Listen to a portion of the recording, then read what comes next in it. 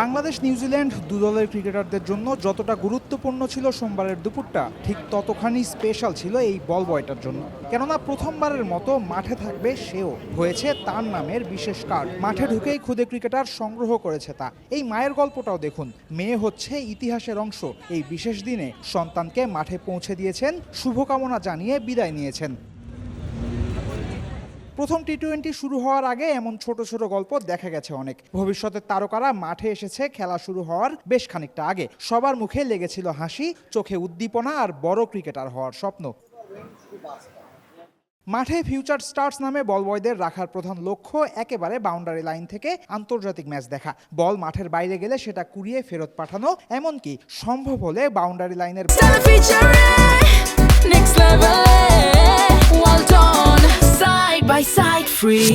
বাইরে কোনো ক্যাচও লুফে নিতে পারে ওরা। এই কালচারের কারণে খুদে ক্রিকেটাররা আন্তর্জাতিক ক্রিকেট সম্পর্কে আরো বেশি ধারণা পায়, ওদের সাহস বাড়ে। একই সাথে বল মাঠের বাইরে যাওয়ার সাথে সাথে ফেরত আসে বলে নষ্ট হয় না সময়। প্রথম টি-20তে সফলতার সাথেই নিজেদের দায়িত্ব পালন করেছে ফিউচার স্টার্স। ওরা শুনিয়েছে নিজেদের অভিজ্ঞতার কথাও। অভিজ্ঞতা অনেক ভালো ছিল। সাধারণত আমরা টিভিতে ওদেরকে দেখতাম, এখন সামনাসামনি দেখছি। তারপর লাস্টে দিয়ে ফার্স্টে মনে করছিলাম বাংলাদেশ হেরে যাবে, লাস্টে শামীম ভাইয়ের ব্যাটিং দেখে পুরাই অবাক হয়ে গেছি। অনেক সুন্দর সুন্দর শট খেলছে এবং অনেকজনের সাথে কথা বলছি, সরাসরি অটোগ্রাফ নিয়েছি। সবকিছু মিলে অসাধারণ একটা অভিজ্ঞতা। ওদেরকে কাছ থেকে দেখাটা এটা অনেক বেশি আমার জন্য অনেক লাকি একটা জিনিস। কেন সবসময় তোদেরকে দেখছি, অনেক টিভি থেকে দেখছি, মানে সরাসরি দেখা হয় নাই, তো শিখছি অনেক কিছু। বলার মতন না, অভিজ্ঞতা সেরা ছিল। ভাইয়াদের সাথে দেখা হয়েছে, লিটন ভাইয়ের সাথে দেখা হয়েছে, মানে তাদের আচার ব্যবহারটা আমাকে মুগ্ধ করছে অনেক।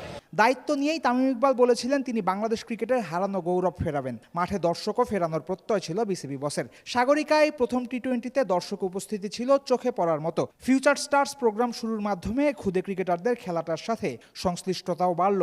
খুদে ক্রিকেটারদের নাম দেওয়া হয়েছে ফিউচার স্টার্স, কিন্তু ওরা ইতোমধ্যেই তারকা হয়ে গেছে।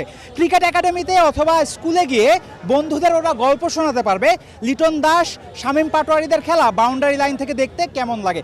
তবে এই ক্রিকেটারদের মধ্যে কেউ যদি টাইগার জার্সি গায়ে তুলতে পারে, সেই জার্সি পরে এই সাগরিকা স্টেডিয়ামে খেলতে পারে, তখনই বল বয় কালচারটা বাংলাদেশ ক্রিকেটে ফেরানোর উদ্দেশ্যটা সফলতা পাবে। চট্টগ্রাম থেকে ফয়সাল হাবিব, ওয়ান স্পোর্টস।